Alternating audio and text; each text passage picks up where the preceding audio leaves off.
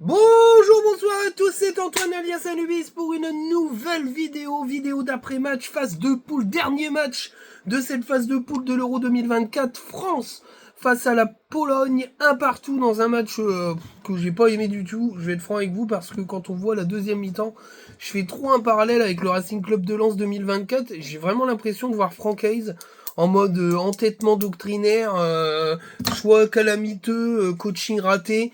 Aïe, aïe, aïe, aïe, aïe, aïe, aïe, aïe, aïe. Mes amis, franchement, je vois beaucoup de suceurs de Deschamps, qui sont un peu comme des suceurs de Hayes, d'ailleurs, c'est un peu assez marrant, quoi. Des mecs qui pensent toujours savoir le foot parce qu'ils jouent le samedi. On a tous joué le samedi, hein. Si on aime le foot, on a tous joué au foot. Et c'est pas pour ça qu'on croit que les joueurs de foot sont tous les mêmes et que on est capable d'aller dans un vestiaire de professionnels. Il y en a plein qui parlent du foot comme si on connaît pas le foot. Bah, je suis désolé, moi, le match que j'ai vu, c'est une faute professionnelle. On fait pas une deuxième mi-temps de cet acabit, même si la Pologne est capable de produire du jeu. À partir du moment où elle produit du jeu, tu dois pas t'écrouler comme une merde comme ça. Enfin voilà, moi je suis extrêmement déçu de la deuxième mi-temps des Bleus. Je pense qu'il y a beaucoup de choses à dire sur ce match. Il y a quelques satisfactions, mais elles sont rares et elles devront être exploitées par le sélectionneur, hein, parce que l'entêtement de Deschamps sur sa doctrine un peu en bleu, bah pour moi ternit vraiment ternit vraiment l'image de cette équipe parce que franchement on est capable de montrer mieux. On va démarrer par le 11 de départ avec Maignan dans les buts, une charnière Saliba ou Pamecano à droite, Jules Koundé à gauche, Théo Hernandez, un milieu de terrain, trois milieux de terrain défensifs déjà là.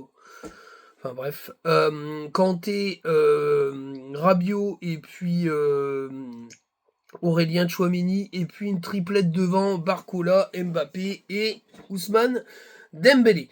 Alors qu'est-ce que j'ai pensé de ce 11 de départ? Ben déjà le 11 de départ pour moi il est bancal, t'as pas de numéro 10, ce qui veut dire que ton groupe France il est mal calibré puisque derrière Griezmann il y a personne et qu'il y a que Griezmann pour jouer en numéro 10 derrière les attaquants, voire en deuxième attaquant un peu reculé. En tout cas, ben, on n'en a pas, hein. Derrière lui, il n'y a personne. T'as pas sélectionné un mec comme Bourigeaud capable de remplir ce contrat-là, voire même d'autres milieux de terrain offensifs français relayeurs capables de faire des choses. Il y en a plein.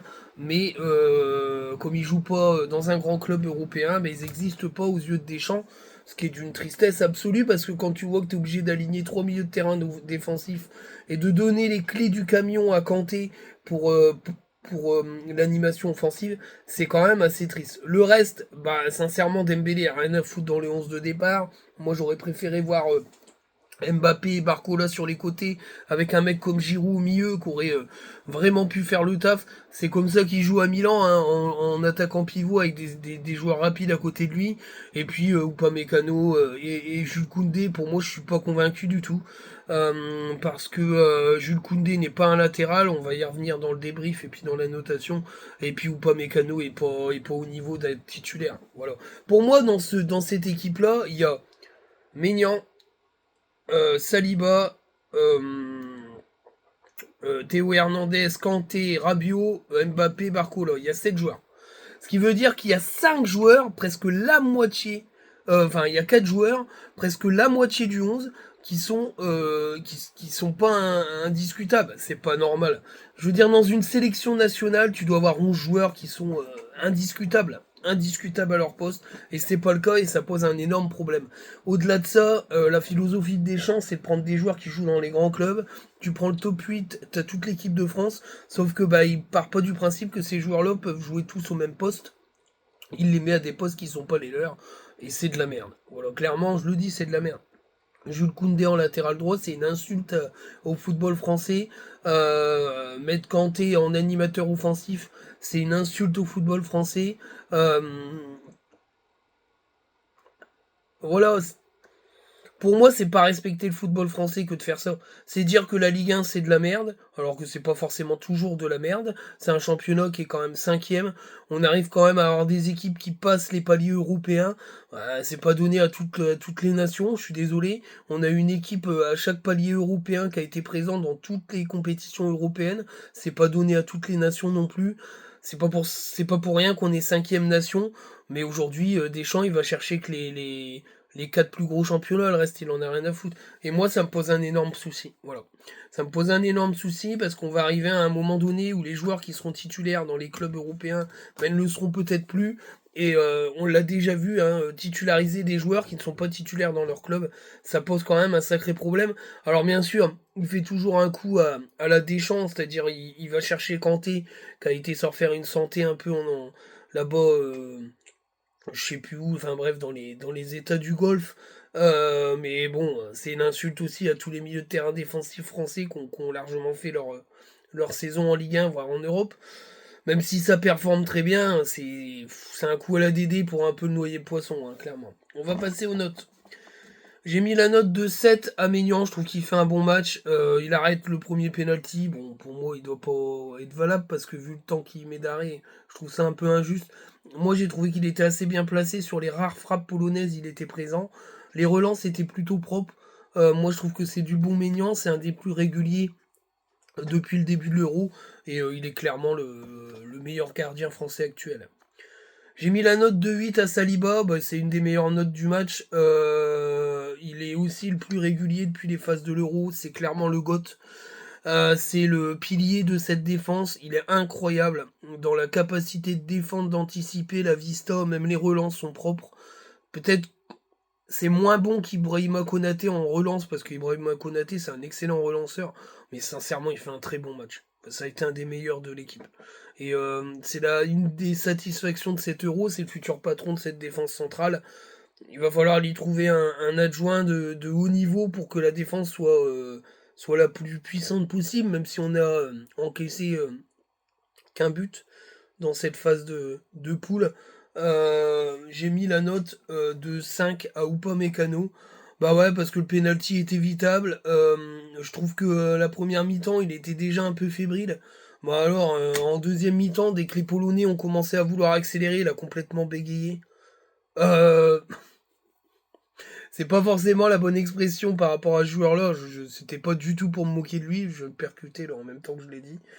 Parce qu'il a des troubles de l'élocution. Donc voilà, c'est une expression, rien à voir. On n'est pas là pour le chambrer. D'ailleurs, il est hyper courageux. Il s'est exprimé vraiment en conférence de presse avec beaucoup de courage.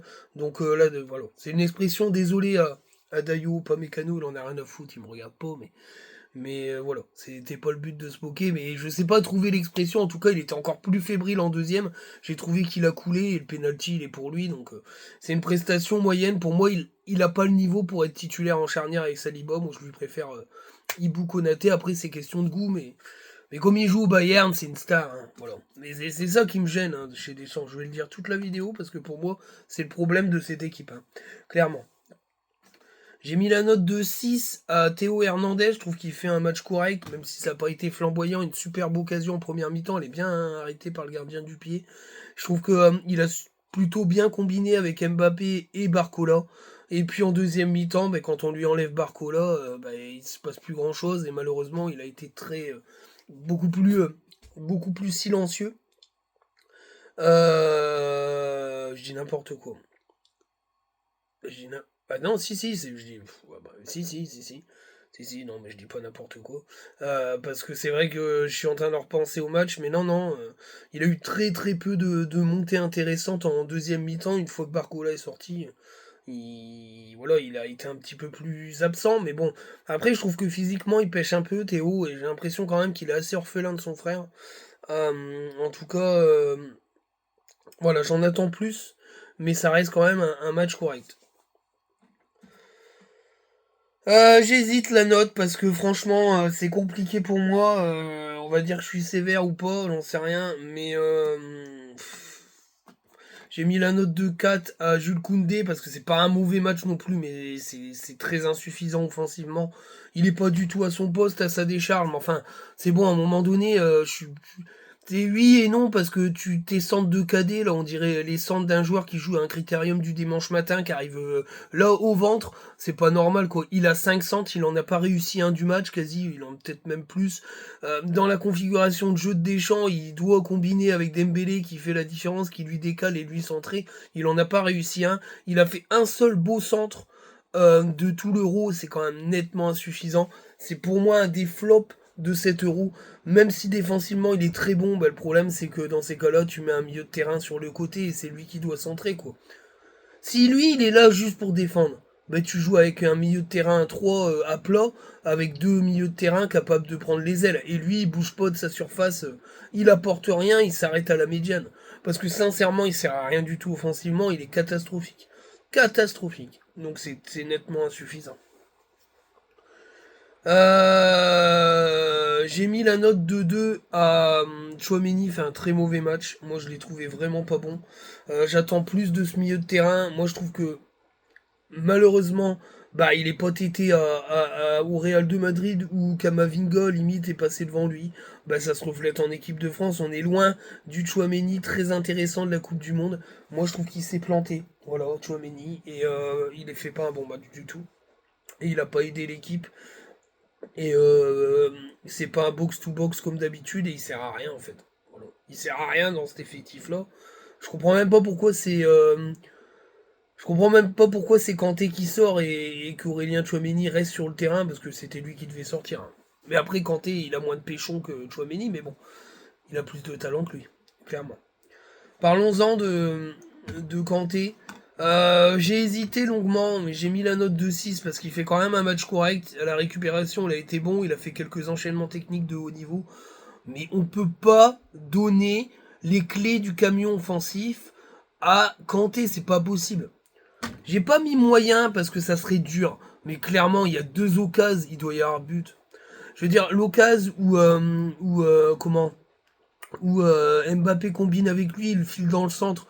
Je veux dire, si c'est Griezmann en bonne forme, il fixe le défenseur, il lance magnifiquement euh, Barcola, il y a une grosse occasion de but. Sur l'action où il décale Dembélé qui cache une occasion parce qu'il doit 10 fois mieux faire, il récupère le ballon, il doit tout de suite la donner à Mbappé qui est tout seul. Et Mbappé, t'inquiète que devant un but vide, il va la mettre à 75% dans la lucarne.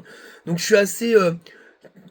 c'est pas bon ce choix-là parce que c'est pas à lui de gérer cette partie offensive du jeu et le mec qui devait peut-être un peu mieux la gérer c'est Rabiot. Je lui ai mis la note de 5, il était complètement cramé physiquement, l'impression qu'à la 40e minute il n'y avait plus rien dans le moteur, mais en même temps, vu la prestation face aux Pays-Bas et vu tout le terrain qu'il avait à couvrir dans cette espèce de poste hybride de merde qui me dégoûte et qui est nul à chier, de milieu de terrain latéral, c'est n'importe quoi. Bah, il a vidé tout le carburant face aux Pays-Bas, parce qu'il fait une super prestation face aux Pays-Bas, il est bon, hein, mais là, il avait plus rien dans le moteur, clairement. Et...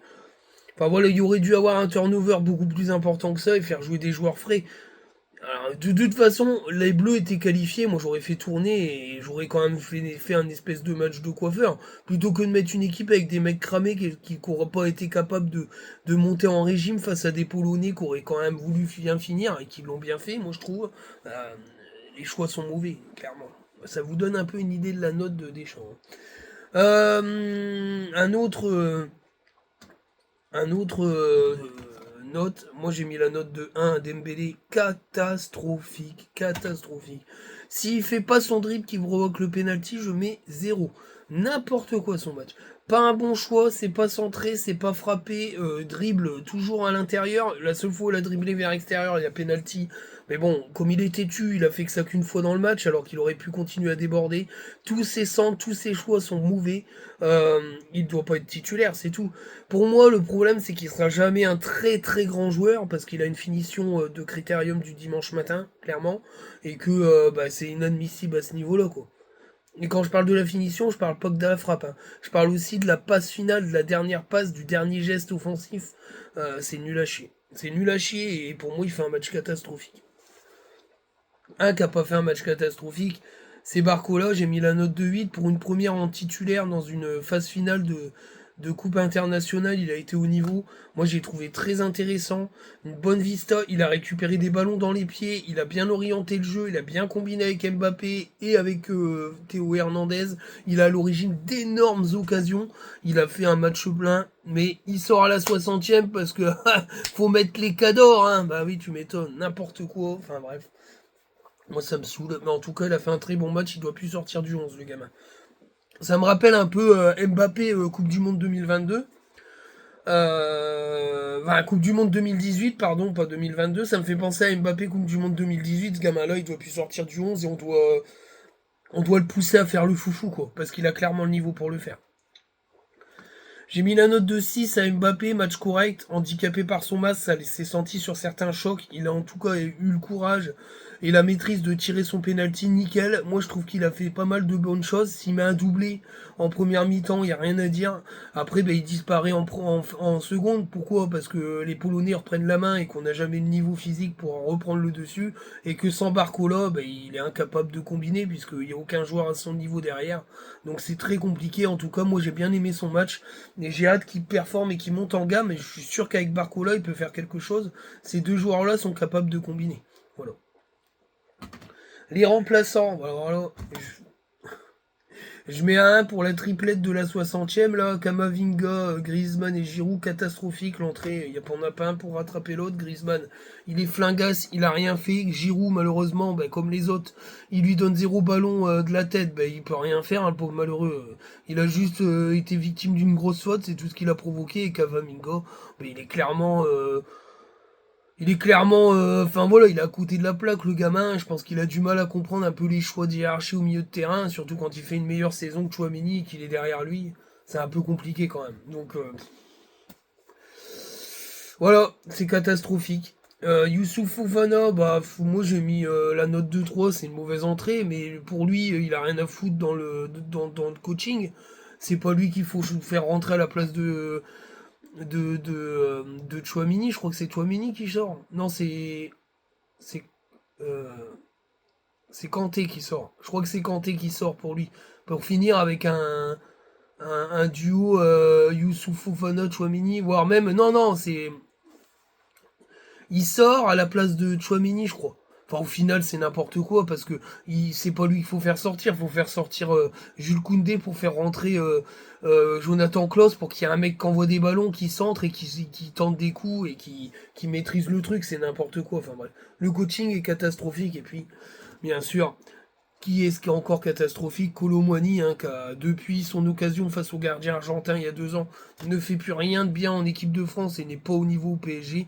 Pour moi, il avait rien à foutre dans ces 25 là. Moi, je suis désolé, mais il fait une saison plus que calamiteuse à Paris. Il a été pas très bon dans les phases d'élimination de groupe pour l'Euro. Il est pas au niveau, Kolo Muani, c'est tout. Il est pas au niveau de l'Europe. Mais ça, c'est le problème du championnat allemand. Parce que le championnat allemand, il fait briller les attaquants, mais sincèrement, ils sont pas au niveau du championnat de France. Parce que le championnat de France, pour moi, défensivement, il est plus costaud que l'Allemagne. Alors on pourra dire ce qu'on veut, les Allemands, gna gna gna. Ouais, mais non. Parce que je suis désolé, ce qui pose problème en France, c'est peut-être la qualité sur 90 minutes, mais les défenses françaises sont beaucoup plus fortes que les défenses allemandes, et les attaquants brillent beaucoup plus en Allemagne, au final, et sont beaucoup moins performants quand ils arrivent en France. C'est le cas de Kolo Muani, c'est tout. Voilà, il n'y a rien à dire là-dessus. Rien à dire là-dessus. J'ai mis la note de 1 à Deschamps, hein, bah oui, hein, c'est catastrophique, hein, le 11 de départ est pas adapté, les coachings sont éclatés, j'avais l'impression de voir Francaise 2024, là, qui sort Eliwahi à la 65e alors que tu mènes que 1-0, mais c'est la même chose. C'est la même chose, voilà. C'est n'importe quoi, c'est un coaching frileux, je pense qu'il sent pas son équipe, que lui il veut juste se qualifier, que c'est une nouvelle compète qui démarre, mais nouvelle compète elle démarre avec qui titulaire quoi? Avec des choix comme ça, mais c'est n'importe quoi, c'est éclaté au sol. Éclaté au sol. Les choix tactiques sont mauvais, la réaction stratégique est mauvaise. C'est du mauvais Deschamps. Mais bon, il y en a plein qui le pépont comme ça, donc qu'est-ce que vous voulez que je vous dise? Pour moi, Deschamps, il a eu un matériel énorme pendant plus de 10 ou 12 ans. Clairement, ouais, c'est ça, pendant 10 ans, 2014, hein, la Coupe du Monde 2014, ça fait 10 ans qu'il a un matériel de mongol. Et je suis désolé, mais le jeu produit n'est pas à la hauteur des générations qu'il a en main. Qu'on n'aille pas me dire il a fait 3 finales, bah ouais, mais il en a perdu 2 et dégueulassement, parce que je suis désolé, contre le Portugal, on n'a rien produit, c'était dégueu. Et contre l'Argentine, il y a des mecs qui étaient plus haut niveau. Donc voilà, alors après Mbappé, il fait le boulot, etc. Et après c'est un peu la loterie des tirs au penalty, mais ça, il fallait bien se douter que le fait de ne pas changer de gardien et de mettre. Enfin bref, pour moi, tous ces choix-là font que on aurait mis un sélectionneur avec un peu plus de football, ben, je suis désolé, on en a gagné au moins une des deux autres. Voilà, c'est tout. Mais après, chacun va dire, faut y aller, faire les 3 finales. Oui, oui, faut y aller. Mais je vous signale que Domenech, il en a fait une autre finale. Hein. Il avait une équipe plus dégueulasse que ça, mais il y avait quand même du talent dans l'équipe de 2006. Moi, je suis désolé, quand il y a du talent, s'il y a un minimum de jeu ou que t'impliques un minimum les joueurs, t'as du boulot. Mais là, je suis désolé, pour moi, Deschamps, il fait un Euro qui est mauvais. S'il sort en quart de finale, il a plus rien à foutre en équipe de France. Et enfin, on va avoir Zizou. Moi, je rêve d'avoir Zizou à la tête de l'équipe de France. Pour moi, c'est le circuit parfait. Le mec, il a fait son taf et son taf en club. Il a gagné des Ligues des Champions. C'est un bon coach. Il aime le foot. Il sait driver les grands joueurs. Sincèrement, c'est quelque chose de très important et j'espère que Zizou va prendre la suite. Après, j'ai rien contre Deschamps, hein, mais je suis désolé, cet euro-là, c'est symptomatique de ce que Deschamps sait pas faire. Voilà. Il sait plus produire du jeu et lui, il veut juste de l'équilibre. Mais avec les joueurs qu'on a, le but, c'est pas d'avoir de l'équilibre. Le but, c'est d'essayer de déséquilibrer l'adversaire et de le renverser. Mais ça, il est incapable de le faire et lui, il est borné sur l'équilibre. C'est une vision du foot, mais pour moi, je suis pas persuadé que Deschamps, il a un avenir en tant que coach de club, parce qu'aujourd'hui, on est quand même dans des volontés de jouer très fortement, donc je sais pas. On verra bien ce que fera Deschamps, mais pour moi, s'il va pas au dernier carré avec le matériel qu'il a, c'est un échec complet. Quoi. C'est un échec complet.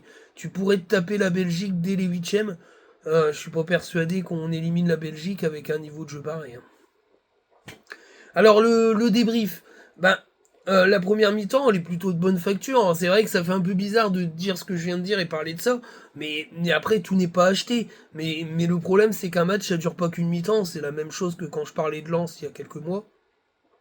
Le problème du coaching de Deschamps, c'est que c'est un coaching avec caca culotte, tout simplement comme Hayes. Et cette première mi-temps, elle est plutôt intéressante, bien sûr. Le gardien, il a été élu meilleur joueur parce qu'il fait une super première mi-temps mais il n'a pas eu à s'employer en deuxième. Donc il y a quand même un gros problème. Hein. On a eu de très beaux mouvements offensifs entre Barcola, Mbappé et Théo Hernandez. Si Mbappé ouvre le score, peut-être que le match évolue différemment. En tout cas, ça n'a pas été le cas. Le gardien a fait le boulot sur les deux superbes frappes qu'il a eu à faire en parade. Il a fait aussi une parade intéressante en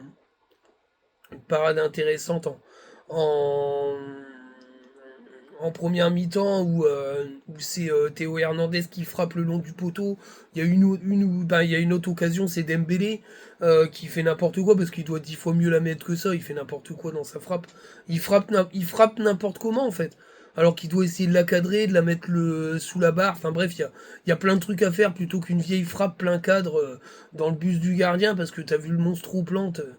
Enfin voilà, c'était, il y avait eu une chance sur 10 que ça passe avec une frappe comme ça. Donc c'est vrai que cette première mi-temps, au final, bah, il y a des choses intéressantes, mais il y a eu des actions de gâchées, quoi. Il y a eu des actions de gâchées. Alors tu démarres la deuxième, j'ai trouvé que les Polonais étaient sortis de leur torpeur et a sorti leurs doigts du cul, et ça commençait à être un peu à jeu égal. Ils ont des bons petits joueurs de ballon, surtout Urbanski là, et puis le petit latéral qui est le petit ailier qui est plutôt intéressant et vif. Et puis Frankowski qui a commencé à monter en puissance, même s'il a pris cher avec Barcola. Et puis Lewandowski, c'est pareil, il est monté un peu en puissance aussi dans cette deuxième mi-temps, mais du coup, le fait que les Polonais sortent, ils nous ont permis d'être un peu plus tranchants en transition, et c'est là où on marque sur le rare bon choix de Dembélé, catastrophique lui. Et il y a penalty, superbement bien tiré par Mbappé. On croit que la machine va se lancer et que c'est le match qui va lancer l'équipe de France. On connaît l'équipe de France depuis des années, ça a toujours été. Il y a un match déclic lors des compétitions, puis après la machine est lancée. Eh ben, papa. Non, non, non. Derrière Deschamps, il se chiculotte, il fait des remplacements qui sont nuls à chier, qui pour moi ne fonctionnent pas puisque les mecs sont pas en forme ou sont mal exploités. Giroud, Griezmann pas en forme, Giroud mal exploité, Kamavinga. Le troisième, c'est qui? C'est. Ah, ça y est, je cherche encore. Putain, c'est grave. Hein. J'ai une mémoire de poulpe. C'est oufissime. Giroud, Mbappé. Giroud, Mbappé. Non, attends. Giroud, Griezmann. Putain, mais le troisième, c'est qui? Putain, à chaque fois, c'est ouf. Kamavinga, mais merde, je suis con. Désolé. C'est parce que dans ma tête, il y a Chouameni qui sort, mais c'est après. Donc ces trois remplacements-là, pour moi, ils sont catastrophiques. Ils niquent la deuxième mi-temps. Derrière, les Polonais, bah, même si c'est une faible nation, c'est une petite nation, bah, et derrière, ils enclenchent. Ils ont les Lewandowski, il est largement capable de faire le boulot, et il le fait. Il y a un penalty parce qu'Upamecano, il chie dessus, parce qu'il y a une pression polonaise, et que bah, là-dessus, il se chie. Penalty, il y a 100 fois péno, hein, il tape dans le pied, donc il y a péno. Hein, et puis derrière, on s'en sort plus. On plonge complètement psychologiquement et il n'y a rien sur le banc. Voilà. Il n'y a rien sur le banc qui trouve grâce à Deschamps. Tu fais pas rentrer Jonathan Klaus à la place de Jules Koundé. T'envoies un message à Jonathan Klaus, c'est que j'en ai rien à foutre d'être premier. J'en ai rien à foutre, tu joues pas, je veux pas gagner ce match-là. Et voilà. Donc c'est tout, on finit, il se passe plus rien quoi. Il se passe plus rien du tout. Donc bah, c'est un match nul qui est triste. Au final, on est deuxième de ce groupe, alors qu'il y a l'Autriche et la Pologne dans ce groupe-là, avec les Pays-Bas qui pouvaient faire peur. L'Autriche finit première du groupe, c'est what the fuck. Alors c'est vrai que les Pays-Bas sont chiés sur la gueule, mais au final, bah, ils vont finir dans la bonne partie de tableau, ça me trouve le cul. Et puis voilà, il aurait même limite fallu finir troisième en fait, hein. Parce que ça, on aurait rebasculé du bon côté, si je dis pas de conneries, même si on affrontait le premier d'un autre groupe. Je suis même pas sûr que Deschamps ait pas voulu perdre ce match-là s'il le gagnait pas, sincèrement. Et voilà, on va affronter soit la Belgique, soit la Roumanie, soit la Slovaquie, soit l'Ukraine. Il y en a deux qui nous poutent dès les huitièmes si on joue comme ça, et puis il y en a deux autres qui nous permettraient de passer le tour. Mais derrière, on se tape le Portugal. On se tape le Portugal, et après c'est la demi-finale face à l'Allemagne. Il y a enfin voilà, l'Allemagne ou l'Espagne, c'est monstrueux. Et voilà, mais si on arrive en demi-finale, il aura encore sauvé sa gueule, Deschamps. Mais pour moi, avec le niveau de jeu là, tu passes pas la Belgique. Pour moi, tu passes pas la Belgique, même si elle est un peu vieillissante. Cette Belgique-là, elle a tellement de rancœur contre nous qu'ils vont nous rentrer dans la gueule. Jamais, jamais on passe avec ce niveau de jeu-là. Si tu ne hausses pas le niveau de jeu, si tu mets pas une attaque Mbappé, Barcola, Giroud, tu passes jamais. Ou alors Mbappé, Barcola, Thuram, parce que Thuram, il peut jouer en pivot. Il a pas fait non plus un match dégueulasse face aux Pays-Bas, et je pense qu'il était monté en puissance. Mais clairement, c'est très compliqué. C'est très compliqué. Qu'est-ce que je voulais que je vous dise? Moi, je suis consterné parce qu'on doit montrer autre chose que ça. Voilà. Voilà. Donc, on verra bien lundi. Hein, on verra l'adversaire. Je pense qu'on le saura ce soir. Je crois, si je dis pas de bêtises. Moi, personnellement, ben, je suis pas très rassuré. Voilà. J'espère qu'on va monter de gamme. Hein, parce qu'après, on a des joueurs exceptionnels. Donc, il n'y a pas de raison que l'équipe démarre pas. Mais et pour moi, c'est un peu une fin de cycle pour Deschamps, quoi, parce que à un moment donné, il faut montrer autre chose que ça. Quoi. Faut montrer autre chose que ça. Petite parenthèse de Racing Club de Lens, je veux pas remettre mon maillot de Lens. Je ferai donc une vidéo actualité la semaine prochaine. La petite info, bah, c'est que vous avez vu sur l'équipe hein, que le dossier Mikotadze est pas mort, j'en avais parlé dans mes vidéos. Pour compléter un peu ça, parce que j'en reparlerai peut-être plus longuement, on verra comment ça va évoluer. L'entourage de Mikotadze est très intéressé par le projet lensois, parce que le projet Monégas va évoluer et qu'il pourrait se transformer en Gamero, c'est-à-dire recruter en début de mercato et puis terminer sur le banc parce qu'il y a des stars qui arrivent avec les Saoudiens. Et puis l'OL, il est pas chaud. Voilà. Il est pas chaud parce que la Casette va rester et que lui, il veut être titulaire dans une équipe qui joue l'Europe. Donc pour l'instant, le seul dossier qui tient la route, qui lui propose une place de titulaire avec l'Europe, c'est Lens. Maintenant, il n'y aura pas Wai avec Mikotadze, c'est impossible, je pense qu'Eli Wai sera vendu, à moins que Danso s'enflamme à 50 millions d'euros et que tu vendes 2 ou 3 joueurs à plus de 10 millions, peut-être que tu pourras associer les deux, mais ça m'étonnerait, donc je pense qu'il faut se faire à l'idée qu'Eli Wai va quitter le club. Malheureusement, il a été acheté trop cher, il aurait été acheté 20 millions d'euros, la question se poserait pas. Je pense que voilà, c'est aussi pour ça qu'il a viré Hayes et Pouille, parce qu'ils ont fait n'importe quoi et que ils n'ont pas réussi à rentabiliser un très cher recrutement en fait, c'est ça le problème. Donc voilà, donc pour ceux qui disent bah ouais mais je croyais qu'il n'y avait pas de thune, il a menti, Norman avait raison, les autres avaient raison, c'est des mensonges. Non, c'est pas des mensonges, c'est de la com. Le club est pas en difficulté financière sur la fin de saison qui vient de se terminer, mais il le sera à la fin de la saison prochaine avec la baisse des droits TV, etc. S'il n'y a pas une restructuration financière, c'est ce qu'il a expliqué, mais personne ne le comprend. Donc voilà, il a viré Pouillet parce qu'il finit 7ème à l'arrache en ayant perdu plein de points face à des équipes plus faibles, avec des choix de coaching qui n'ont rien à envier à Montagnier. Hein. Moi, ça me fait penser à l'épisode avec Boli où Montagnier le faisait pas jouer. Bah, il a eu les mêmes réactions. Je veux dire, s'entêter avec Thomasson, qui est complètement plus là depuis des mois, Samed, qui joue des matchs alors qu'il a été éclataxe, qu'il a pas respecté le club parce qu'il sait pas comment il a pas fait la prépa comme il fallait, qui revient après la CAN alors que Andy Diouf et Lainaoui font le boulot au milieu de terrain et qu'on a été très intéressant, ben tout ça a agacé Joseph Ougourlian, il a dit dehors. Voilà. Après, je vous parlerai, j'ai des petites indiscrétions par rapport au dossier, par exemple, Cortés. C'est très intéressant ce qu'on m'a raconté. J'ai quand même l'impression que il y a eu des choses qui ont vraiment été très particulières en interne. Et voilà, je vais quand même en discuter parce qu'il y avait aussi le fameux Arménien qui joue en Russie, le latéral gauche, qui est plutôt intéressant. Je sais plus son nom du tout, mais certains le diront peut-être en commentaire sur la prochaine vidéo, on en reparlera. Mais c'est pareil, ces choses-là, on en reparlera. On en reparlera, mais il y a eu des choses qui m'ont été dites qui sont très symptomatiques de ce qui n'a pas du tout été au club et qui a été corrigé par la direction. Voilà. Bon, bref, parenthèse Lensoise fermée, on en parlera la semaine prochaine. Sur ce, je vous dis à très bientôt, les amis. Merci de suivre l'Euro. Bon, après, ça intéresse moins de personnes, mais c'est pas grave. Moi, je le fais pour me faire kiffer.